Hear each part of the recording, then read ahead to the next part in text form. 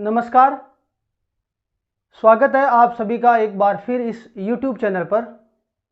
आज के इस वीडियो लेक्चर में हम मिनरल न्यूट्रिशन का पार्ट सेकंड पढ़ते हैं। इससे पहले हमने मिनरल न्यूट्रिशन से संबंधित पार्ट फर्स्ट को कवर किया था।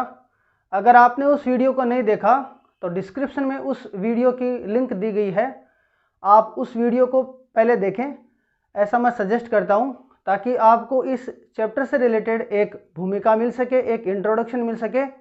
अब हम आज के वीडियो में डिस्कस करेंगे मैक्रो और माइक्रो न्यूट्रिएंट्स के कौन कौन से टाइप हैं और उन टाइप्स की वजह से होने वाले जो अलग अलग फिजियोलॉजिकल रोल हैं उनके बारे में हम साथ साथ में देखेंगे। इसको एक टेबल फॉर्मेट में समझते हैं।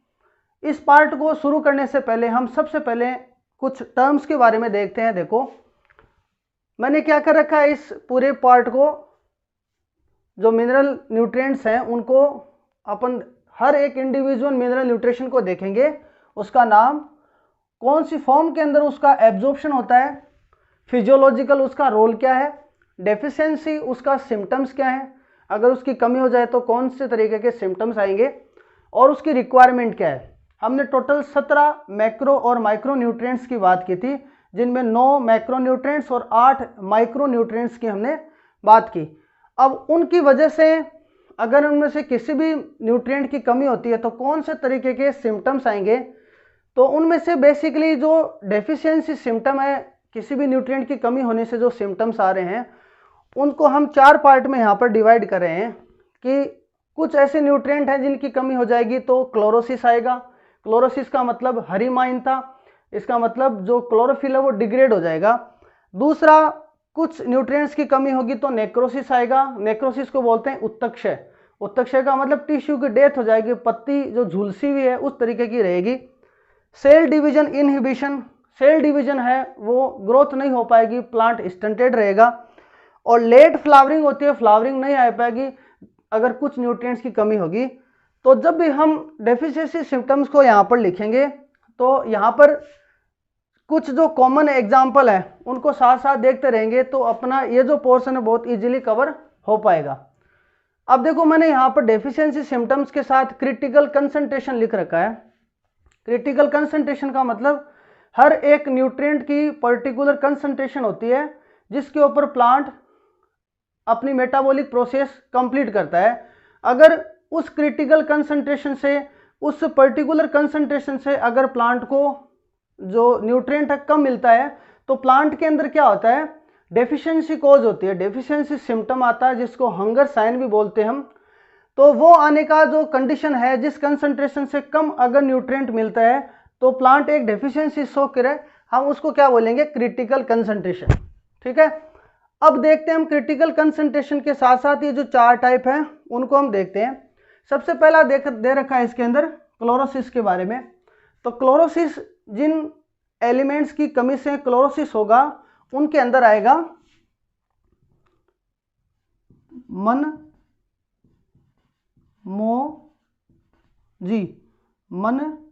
मोजी, फिर से मांगे नमक। ये कर लेना आप, मन मोजी फिर से मांगे नमक। तो जिन एलिमेंट की कमी से क्लोरोसिस की कंडीशन आती है जिसको अपन हरिमानता बोलते हैं। अब ये हो सकता है थोड़ा अलग अलग टाइप की हरिमानता है, जिसका मतलब पत्ती अलग अलग तरीके से पीली हो, लेकिन बेसिकली जो क्लोरोसिस दिख रहा है वो है manganese, molybdenum, zinc, iron, sulphur, magnesium, nitrogen और पोटेशियम। इनकी वजह से क्या रहेगा, क्लोरोसिस की कंडीशन रहेगी। अब देखते हैं दूसरा, नेक्रोसिस। नेक्रोसिस के अपने पास जो ट्रिक है, देखो, का कु की मर्जी। ठीक है, आपको ये याद रखना है, कैल्शियम, कॉपर, पोटेशियम और ये मैग्नीशियम। ये हो गया। अगर ये तत्व या एलिमेंट कमी रहेगी तो कौन सी कंडीशन आएगी, नेक्रोसिस की। आपको ये क्लियर कर लेना है। फिर जो आता है सेल डिवीजन इनहिबिटर। कुछ ऐसे एलिमेंट होते हैं अगर वो कम होंगे तो जो सेल डिवीजन है वो प्रॉपर हो नहीं पाएगा। देखो, इसके लिए आपको याद करने के लिए समोसा न खाओ, समोसा न खाओ। ये जो एस है सल्फर हो गया, ये मोलिब्डेनम हो गया, ये नाइट्रोजन हो गया और ये पोटेशियम। अगर ये कम रहेंगे तो सेल डिवीजन का जो सेल डिवीजन है वो प्रॉपर हो नहीं पाएगा। अब हम देखते हैं इसके अंदर लेट फ्लावरिंग के बारे में। लेट फ्लावरिंग में है नमो शिवाय, ठीक है, नमो शिवाय, नाइट्रोजन, मोलिब्डेनम और सल्फर। अगर इन तीनों में से कोई भी कम है तो फ्लावरिंग है वो प्रॉपर हो नहीं पाएगी। अब फ्लावरिंग क्या रहेगी, डिले हो जाएगी। लेट फ्लावरिंग को कॉज करते हैं ये तीनों नमो शिवाय। अब एक इंपॉर्टेंट टर्म के बारे में हम देखते हैं और वो है इमोबाइल एलिमेंट और मोबाइल एलिमेंट। आपको याद रखना है कि ये जो क्वेश्चन है ये काफ़ी इंपॉर्टेंट है, आपको इसको याद रखना है। इमोबाइल एलिमेंट क्या होते हैं, देखो ऐसे एलिमेंट जो एक टिश्यू के अंदर फिक्स हैं या एक सेल से या एक पार्ट से दूसरे पार्ट की ओर ट्रांसपोर्ट नहीं हो पा रहे हैं, इमोबाइल है, अगतिशील है, तो वो हो गए इमोबाइल एलिमेंट। अब ये हैं कौन से, इसके लिए आपको याद रखना है कैल्शियम, सल्फर, आयरन और ये कॉपर। ये जो चार हैं इनको हम क्या बोलते हैं, इमोबाइल एलिमेंट, मतलब ये ट्रांसपोर्ट नहीं हो पाएंगे। इस कंडीशन के अंदर क्या होता है, जब भी इन एलिमेंट्स की कमी रहेगी या डेफिशिएंसी रहेगी तो सिम्टम्स जो आएंगे वो कौन से पार्ट में आएंगे, यंग जो पार्ट है उस पार्ट के अंदर आएंगे। याद रखना यंग पार्ट में क्यों आएंगे, क्योंकि चूंकि ये इमोबाइल है तो ओल्ड पार्ट से ये न्यू पार्ट की ओर ट्रांसपोर्ट नहीं हो पाएंगे, क्योंकि ये इनकी डेफिशिएंसी है तो वो ट्रांसपोर्ट नहीं हो पाते। ट्रांसपोर्ट नहीं आ पाएंगे तो सिम्टम्स कहाँ दिखेंगे अपन को, यंग पार्ट की ओर। मोबाइल एलिमेंट, इनके अलावा जो बचे हुए सारे एलिमेंट हैं उनको हम बोलते हैं मोबाइल एलिमेंट। अब इनका जो सिम्टम्स के जो सिम्टम्स हैं वो कहाँ पर शो होंगे, जो होंगे हमेशा ओल्ड पार्ट की ओर। ओल्ड पार्ट की ओर सिम्टम्स क्यों होंगे इनके, सबसे पहले जो अपीयरेंस आएगा सिम्टम्स का वो आएगा ओल्ड पार्ट की ओर, क्योंकि ये जो एलिमेंट है अगर इनकी डेफिशिएंसी होगी तो इनकी डेफिशिएंसी हो गई तो ये क्या होंगे, ओल्ड पार्ट से न्यू पार्ट की ओर ट्रांसपोर्ट नहीं हो पाएंगे। इसका मतलब क्या हुआ कि उनकी कमी हो गई ओल्ड पार्ट के अंदर, और ओल्ड पार्ट के अंदर ये डेफिशिएंट है, डेफिशिएंट हो गए तो इनके सिम्टम्स कहाँ पर आ पा रहे हैं, वो आएंगे ओल्ड पार्ट की ओर। ठीक है, अब हम बढ़ते हैं वन बाय वन सभी जो एलिमेंट्स हैं उनको देख। अब देखते हैं हम वन बाय वन एलिमेंट्स के बारे में। सबसे पहले अपने पास जो एलिमेंट है वो है नाइट्रोजन। देखो नाइट्रोजन का जो एब्जॉर्प्शन है वो फॉर्म है, तीन फॉर्म है, एक तो NO3, एक है NO2 और एक हो गया NH4 प्लस। तो NO3 नेगेटिव जिसको हम नाइट्रेट बोलते हैं, ये नाइट्रेट की फॉर्म में सबसे ज़्यादा जो एब्जॉर्प्शन होगा वो नाइट्रेट की फॉर्म में होगा, उसके बाद में नाइट्राइट की फॉर्म में, और ये हो गया अमोनियम आयन के रूप में, अमोनियम आयन के रूप में। ये तीन तरीके से नाइट्रोजन का एब्जॉर्प्शन हो सकता है, तो आपको सबसे ज़्यादा जो एब्जॉर्प्शन होता है वो NO3 नेगेटिव के रूप में होता है।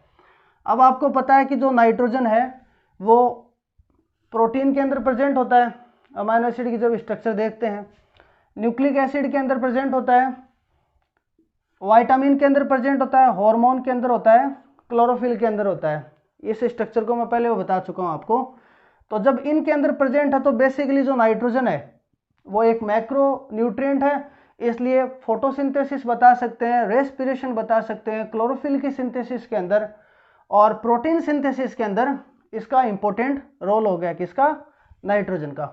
अब इसके डेफिशिएंसी सिम्टम देखते हैं। तो जब इधर चलते हैं तो हम देखते हैं कि एक तो क्लोरोसिस के अंदर देखो इसका रोल आ रहा है, उसके बाद में हम देखते हैं एक सेल डिवीजन को, ये अगर इसकी डेफिशिएंसी होगी तो सेल डिवीजन नहीं हो पाएगा, और एक लेट फ्लावरिंग होगी। ये तीन तो यहाँ से अपन को दिख रहे हैं, और अगर हम इसमें देखें तो आपको कुछ इमेजेस भी दिख रहे हैं साथ साथ कि इनके डेफिशिएंसी सिम्टम्स किस तरीके से हो सकते हैं। N से हो गया नाइट्रोजन और D से हो गया डोरमेंसी, ये याद रखना आपको, डोरमेंसी, NDA SSC ये ट्रिक है। D से हो गया डोरमेंसी, डोरमेंसी जो लेटरल बर्ड्स होते हैं उनके अंदर डोरमेंसी आ जाएगी जब नाइट्रोजन की सप्लाई नहीं होगी। उसके बाद में कुछ कंडीशन के अंदर क्या होता है, एंथोसाइनिन भी बनता है, एंथोसाइनिन भी बनता है, एंथोसायनिन का एक्यूमुलेशन होता है। सीड होती है वो वाइबिलिटी नहीं रह पाती है, सीड जो वाइबल है वो नहीं रह पाएगा अगर डेफिशिएंसी होगी। नेक्स्ट है इसके अंदर एस का मतलब हो गया स्टंटेड ग्रोथ, ग्रोथ हो जाएगी वो रुक जाएगी, मतलब पौधा हो जाएगा वो बोना हो जाएगा।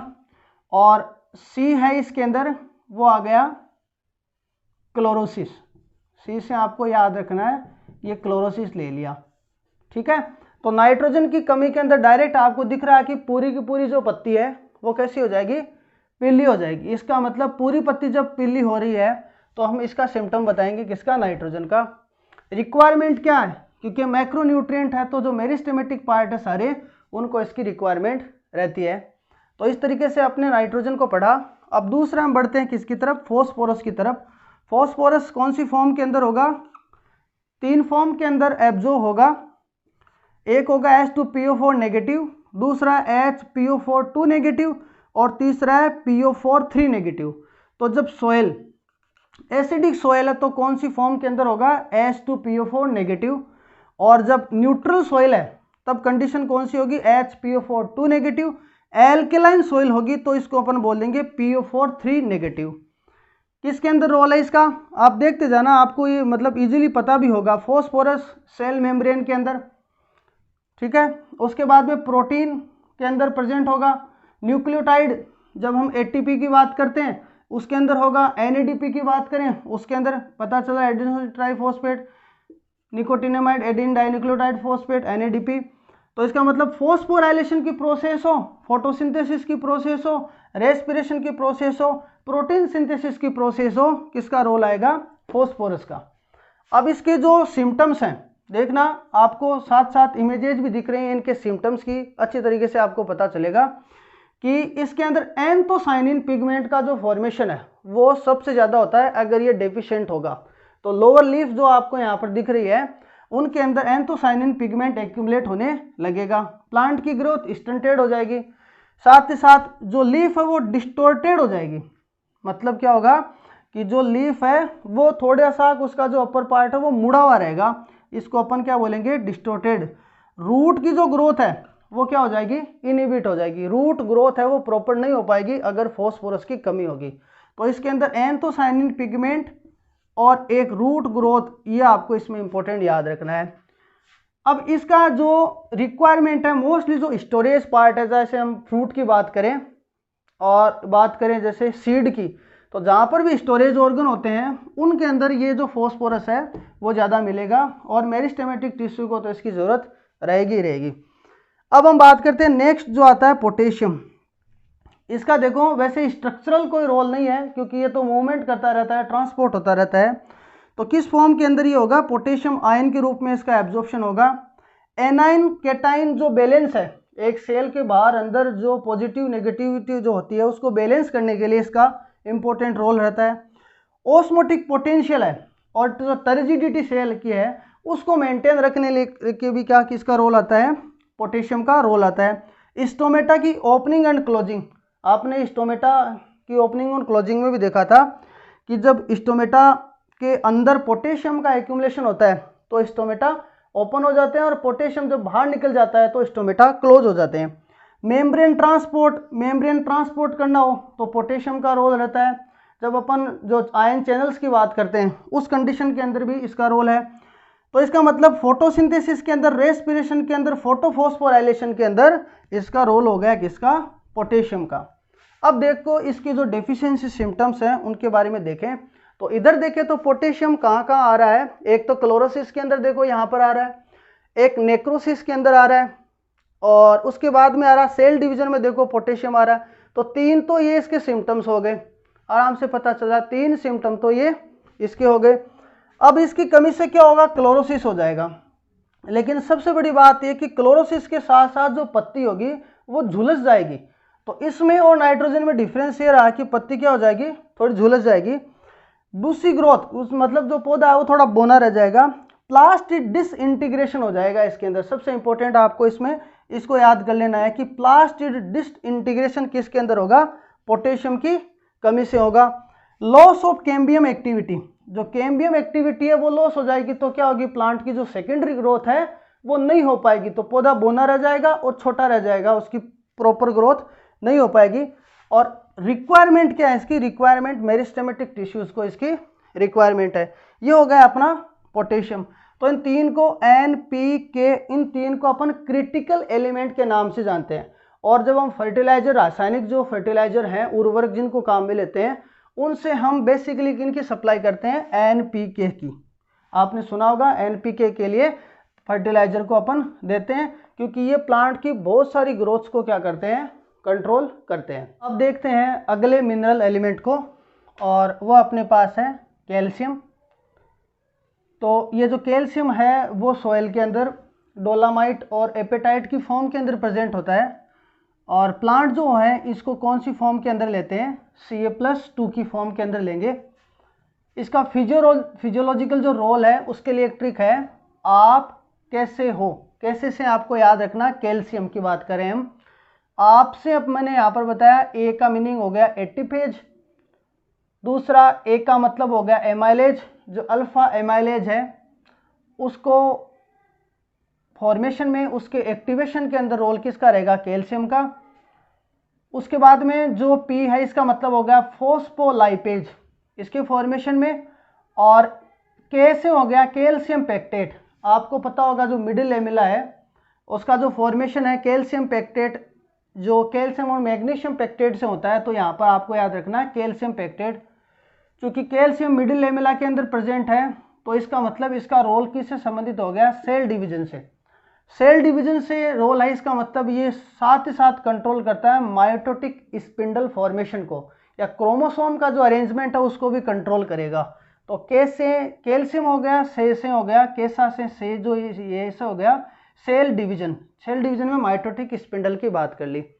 अब देखो आपको इमेज के अंदर साफ साफ दिख रहा है कि ऊपर ही ऊपर चूंकि ये कैल्शियम है और कैल्शियम को मैंने इमोबाइल एलिमेंट बताया था, तो इसका मतलब इसका जो इफेक्ट है सिम्टम का जो सबसे पहले आएगा यंग लीव्स की ओर। ऊपर की ऊपर आपको दिख रहा है कि लीफ डिस्टोर्टेड हो गए नीचे की ओर, अपेक्स उसका झुक गया, जिसको अंकुशित अपन शीर्ष भी बोलते हैं।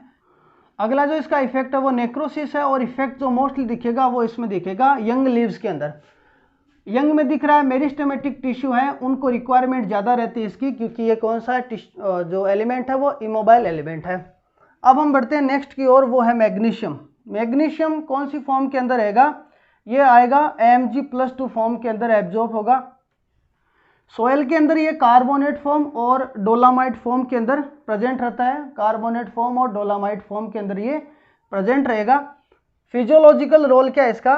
पहला वही मिडिल लेमिला, आपको मैंने बताया कैल्शियम और magnesium pectate. Chlorophyll synthesis Mg आप सेंटर में आता है, आपने देखा होगा ये। राइबोसोम सब यूनिट जो होती हैं उनके असेंबलिंग में ये रोल प्ले करता है। DNA RNA सिंथेसिस हम देखते हैं उसके अंदर Mg+2 है उसका रोल रहता है। जो न्यूक्लियोटाइड आ रहे हैं उनको एक्टिवेट करने के लिए, आपने जब DNA RNA सिंथेसिस को पढ़ा तब देखा होगा इसको। एंजाइम एक्टिवेटर पहले बता चुका हूँ, रूबिस्को है, पेप कार्बोक्सिलेज ऑक्सीजनेज है, उसको एक्टिवेट करने के लिए। और साथ ही साथ आपको याद रखना है कि ऐसा क्वेश्चन आ जाए कि तेलीय बीज जो होते हैं, जैसे जैसे मान लो हम बात करें मस्टर्ड सीड की या मूंगफली के सीड की बात करें, तो उनके अंदर आपको क्या मिलेगा? मैग्नीशियम मिलेगा।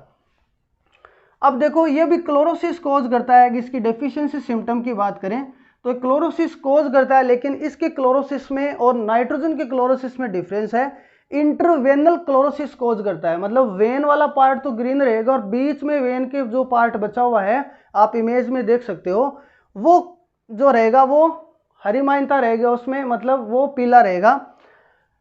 कुछ समय के बाद में एंथोसाइनिन का फॉर्मेशन होगा और उसके बाद में धीरे धीरे क्या होगा? नेक्रोसिस की कंडीशन आएगी। ये मैग्नीशियम के अंदर चल रहा है और हर एक पार्ट को इसकी जरूरत रहती है। नेक्स्ट हम देखते हैं इसके अंदर सल्फर। और सल्फर का आपको पहले से पता होगा ब्रेसिकेसी फैमिली का, तो ये बहुत बड़ा गुण है कि जो आपने सरसों के तेल के अंदर देखा होगा कि उसकी जो तीक्ष्ण गंध है वो किसकी वजह से होती है? सल्फर की वजह से। और इसको प्लांट कौन सी फॉर्म के अंदर ले रहे हैं? SO4 या सल्फेट आयन के रूप में इसको ले रहे हैं। अब ये अमाइनो एसिड के सिंथेसिस में याद रखना, सल्फर कंटेनिंग अमाइनो एसिड आपने नाम भी सुना होगा, सिस्टीन और मिथ्योनिन, उसके लिए ये सल्फर हो गया। विटामिन के अंदर एक तो थायमिन और एक बायोटिन है, उसके सिंथेसिस में। एंजाइम के अंदर एक कोएंजाइम ए और फेरिडोक्सिन। आपको इसमें जो ये फेरिडोक्सिन, इसको याद रखना है, ये इंपॉर्टेंट है।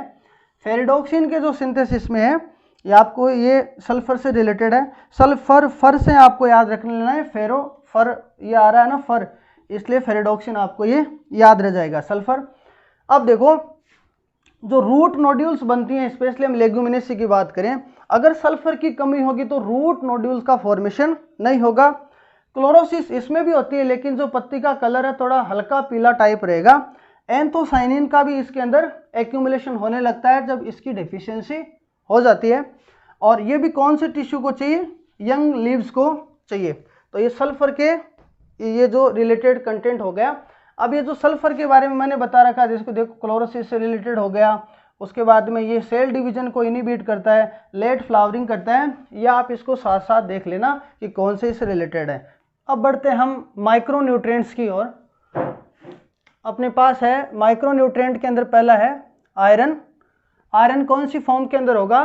Fe+3। ये इंपॉर्टेंट है, आपको याद रखना, फेरिक की फॉर्म के अंदर होगा। और प्लांट के अंदर जो मेटाबॉल जो कंडीशंस रहता है, एक्टिविटीज में रहता है, ये पार्टिसिपेट करता है Fe+2 में, ये आपको ध्यान रखना है। अब एक ट्रिक से इसके फिजियोलॉजिकल जो रोल है उनको देखते हैं। एक केट पर फिर सारी गंठी बांधी। आपको पता है आयरन लोहा आपको पता है, और आपने सुना होगा कि एक कहानी भी सुनी होगी केट की और माउस की, कि बिल्ली के गले में घंटी कौन बांधे। उससे ट्रिक है, एक केट पर फिर सारी घंटी बांधी। घंटी से आपको आयरन याद रखना है। एक से हो गया ये एकोनिटेज एंजाइम के लिए।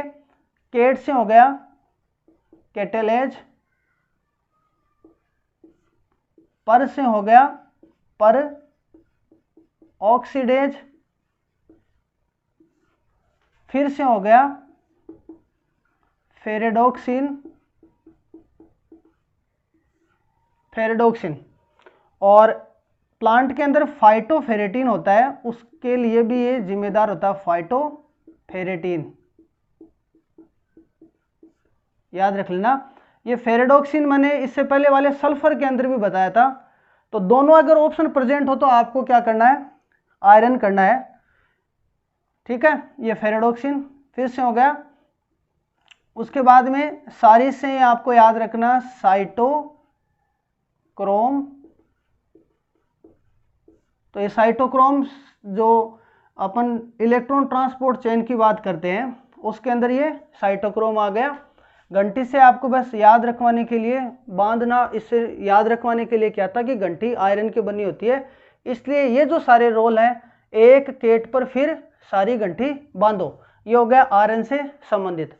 अब मैंने देखो यहाँ पर लिख रखा है इमोबाइल एलिमेंट में आयरन, तो इसका मतलब इसके जो सिम्टम्स आएंगे वो न्यू लीव्स में आएंगे क्लोरोसिस के रूप में, और प्लांट की ग्रोथ होगी वो स्टंटेड रहेगी। अब इसकी रिक्वायरमेंट सभी पार्ट्स के अंदर रहेगी। दूसरा जो इसके अंदर है वो है मैग्नीज। Mn और कौन सी फॉर्म के अंदर हो गया? Mn+2 फॉर्म के अंदर हो गया। मैग्नीज को आपने पहले भी बताया था मैंने इसके बारे में, फोटोलाइसिस ऑफ वाटर में आ गया। क्लोरोप्लास्ट का जो सिंथेसिस है उसमें आएगा। नाइट्रोजन जो मेटाबॉलिज्म है उसके अंदर जो मोलिब्डेनम है उसके साथ में इसका रोल रहता है मैग्नीज का। अब देखो इसके अंदर जो डेफिशिएंसी सिम्टम है वो क्लोरोसिस रहेगा। आपको इमेज के अंदर दिखेगा ये वेन जो होगी वो ब्राउन होगी, लीव्स जो होंगी येलो टू ब्राउन होगी।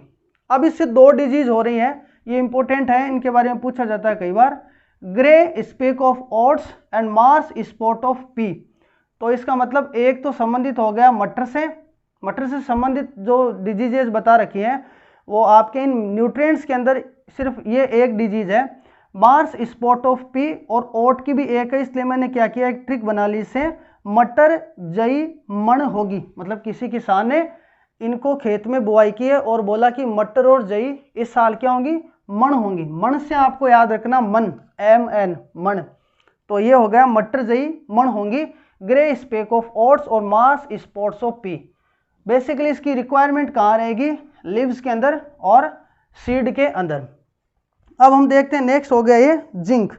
जिंक कौन सी फॉर्म के अंदर हो गया, Zn+2, Zn+2 से रिलेटेड हो गया।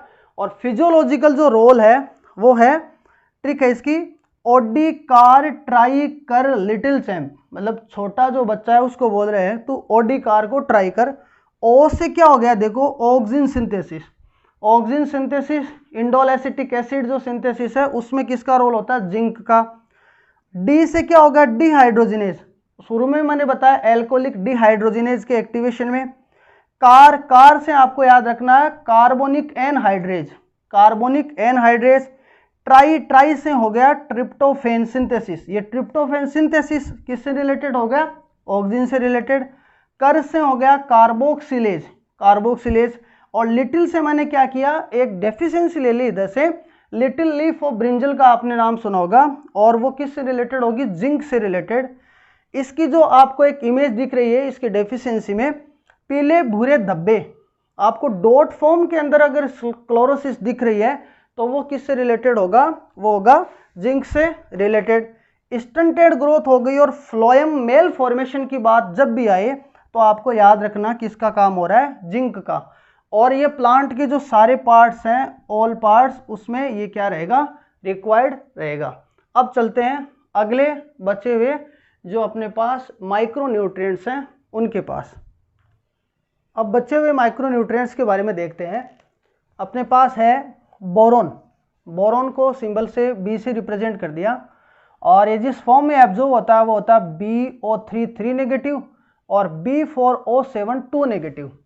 अब इसको याद कैसे रखें, देखो बोरोन को B ऐसे लिखते हैं हम, जब इसको थोड़ा सा ऐसे अलग करेंगे तो अपने पास बनेगा 1 और 3, देखो 1 बन गया 3 बन गया, तो 3 से तो आपको ये याद रह जाएगा BO3 3 नेगेटिव, और 1 और 3 का मतलब टोटल हो गए 13, 13 को देखो 7 और 4 11 और 1 हो गया 13, तो आप इसको काउंट कर लेना, अगर ये 13 आ रहा है तो इसका मतलब ये बोरोन से रिलेटेड हो गया।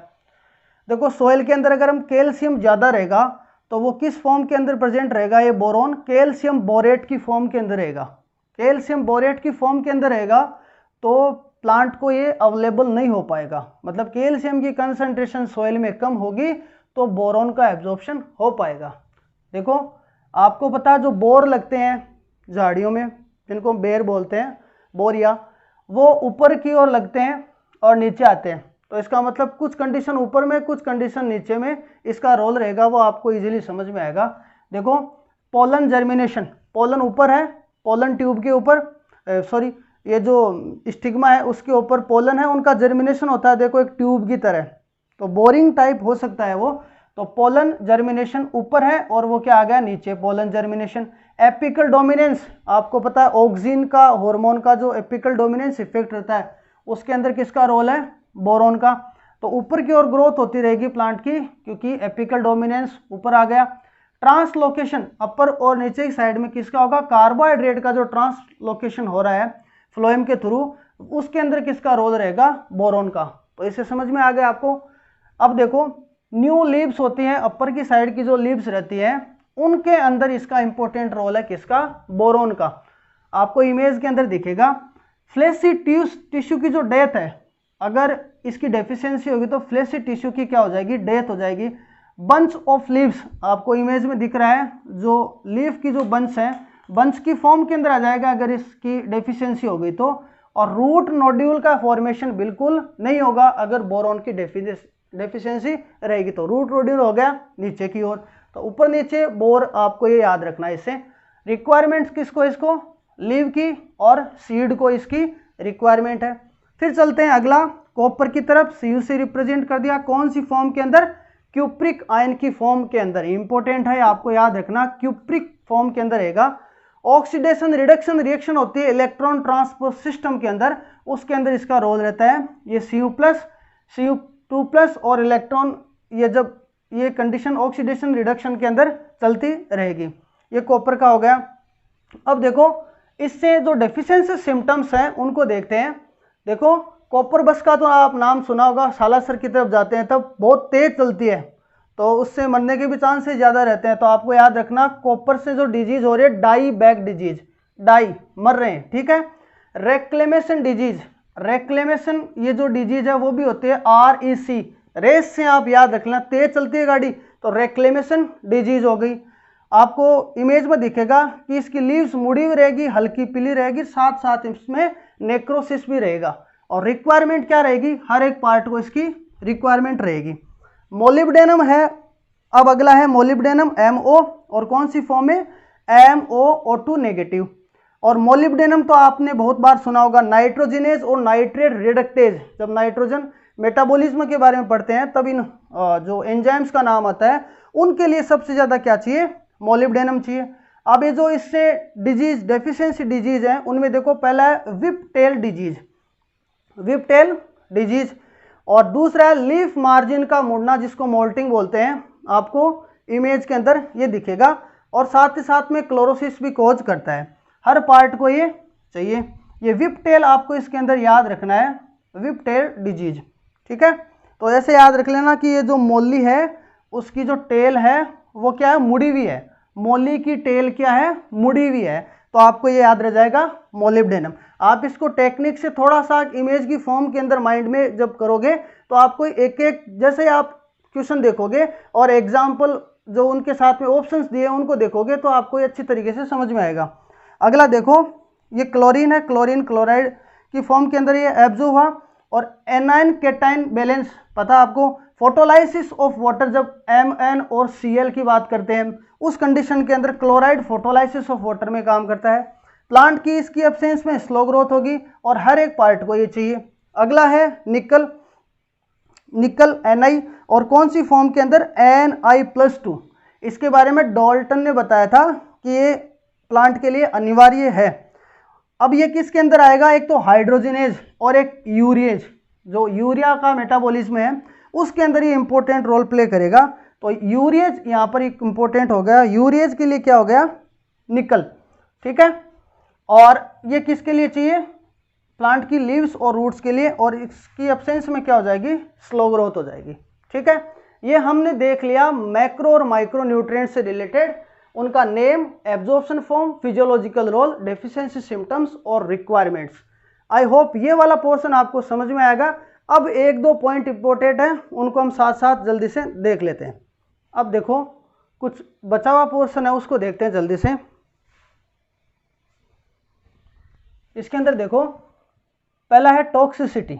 टॉक्सिसिटी का सिंपल मीनिंग है, मैंने आपको पहले जब मैक्रो एलिमेंट और माइक्रो एलिमेंट के बारे में बताया था तब मैंने बताया था कि मैक्रो न्यूट्रिएंट्स की जो रेंज है वो ब्रॉड है, ज़्यादा मात्रा में चाहिए इसलिए वो टॉक्सिक नहीं होते हैं, लेकिन माइक्रो न्यूट्रिएंट की जो रेंज है वो कम है इसलिए क्या होंगे, उनकी कंसंट्रेशन जैसे ही ज़्यादा होगी वो एक टॉक्सिक की तरह की से व्यवहार करेंगे, और इस कंडीशन को हम बोलते हैं टॉक्सिसिटी ऑफ न्यूट्रिएंट। जैसे यहाँ पर ये बता रखा है कि सिर्फ एक न्यूट्रिएंट एक्सेस होगा तो सिर्फ उसी न्यूट्रिएंट का प्लांट के ऊपर इफेक्ट नहीं होगा, बल्कि उसकी वजह से और भी जो न्यूट्रिएंट है उनको वो क्या करेगा, नुकसान पहुंचाएगा प्लांट को, उनका जो अपटेक है उसको रोकेगा। जैसे ये मैंगनीज है, अगर ये एक्सेसिव अमाउंट में है, इसकी कंसंट्रेशन ज़्यादा है तो ये क्या करेगा, मैग्नीशियम, आयरन और कैल्शियम, याद रखना तीनों, मैग्नीशियम, आयरन और कैल्शियम, इन तीनों के अंदर अलग अलग तरीके की कंडीशन कोज करेगा। जैसे मैग्नीशियम को एंजाइम से बाइंड नहीं होने देगा, साथ ही साथ मैग्नीशियम और आयरन का जो अपटेक है उसको क्या कर देगा, रोक लेगा, और कैल्शियम है उसका जो ट्रांसलोकेशन है उसको क्या कर देगा, स्टॉप कर देगा।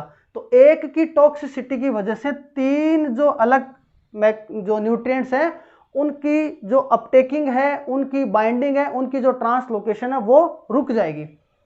अब देखते हैं दूसरा पॉइंट, ट्रांसलोकेशन। ये जो अपने पास न्यूट्रिएंट है उनका ट्रांसलोकेशन किसके थ्रू होगा, वो होता है जाइलम के थ्रू। आपको ये पता होगा पहले कि जो आयंस हैं वो किन के थ्रू अपटेक होंगे, जाइलम के थ्रू। जाइलम के थ्रू जब ट्रांसपिरेशन पुल लगता है तो ऊपर की ओर इनका मूवमेंट होगा रूट्स के थ्रू।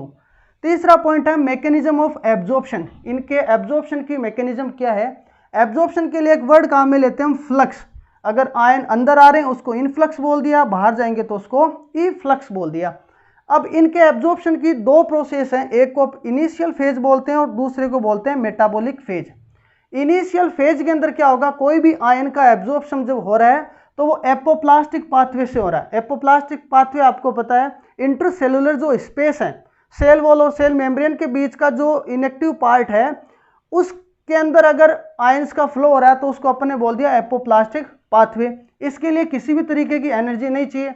ये फास्ट मूवमेंट को रिप्रेजेंट करता है और पैसिव ट्रांसपोर्ट को रिप्रेजेंट करता है। ठीक है, पैसिव ट्रांसपोर्ट हो गया, फास्ट हो गया, एनर्जी पैसिव के अंदर नहीं चाहिए, और एपोप्लास्टिक पाथवे हो गया। इसके लिए 3 तरीके की हाइपोथेसिस है। एक तो mass flow hypothesis. Mass flow hypothesis, transpiration pull के थ्रू आयंस का ट्रांसपोर्ट होगा higher concentration to low concentration, ion exchange method और डोनन इक्विलिब्रियम।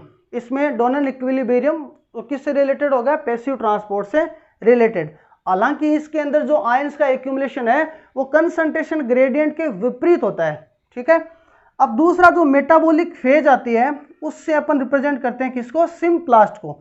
सिम्प्लास्ट साइटोप्लाज्म और वैक्यूल का जो बीच का पार्ट है, जो लिविंग पार्ट है, उसके अंदर अगर आयंस का मूवमेंट होता है तो उसको अपन बोलते हैं सिम्प्लास्ट पाथवे। इसके लिए क्या चाहिए? एनर्जी चाहिए, और एनर्जी चाहिए, और ये against the gravitational, against the जो कंसंट्रेशन ग्रेडियंट है उसके जा रहा है, इसलिए इसका जो फ्लो होगा वो स्लो होगा। एक्टिव ट्रांसपोर्ट है, इसका मतलब इसके लिए एनर्जी चाहिए। अब इसके लिए 3 तरीके के कॉन्सेप्ट है। एक है कैरियर कॉन्सेप्ट, ये दिया था हॉर्नेट ने 1937 में। मतलब एक जो सेल मेम्ब्रेन रहती है उसके ऊपर कैरियर रहता है और वो ट्रांसपोर्ट करता है उसको low concentration to high concentration. दूसरा है आयन पंप। आयन पंप ये किसने दिया? लुंडेगार्थ और बर्स्टोम ने 1937 के अंदर। इसमें बता रखा है कि जो साइटोक्रोम है वो जो नेगेटिव आयंस है उनके ट्रांसपोर्ट के अंदर मदद करता है। तीसरा आता इलेक्ट्रोकेमिकल ग्रेडियंट, जिसको हम बोल दिया ECG, और ये किसने दिया था? पीटर माइकेल ने। पीटर माइकेल ने। और इसके अंदर जो ट्रांसपोर्ट कर रहा है वो एटीपेज कर रहा है। एटीपेज ट्रांसपोर्ट इसके अंदर रोल प्ले कर रहा है low concentration to high concentration की ओर पहुंचाने के लिए by the use of energy. I hope मैंने आपको अच्छी तरीके से इसको समझाया। आपको एक एक पॉइंट को जब बार बार रिवाइज करोगे आप, तो ये एक एक पॉइंट आपको अच्छी तरीके से क्लियर हो जाएगा। अगर आपको ये वीडियो अच्छा लगा तो वीडियो को लाइक करो, चैनल को सब्सक्राइब करो। आपका बहुत बहुत धन्यवाद।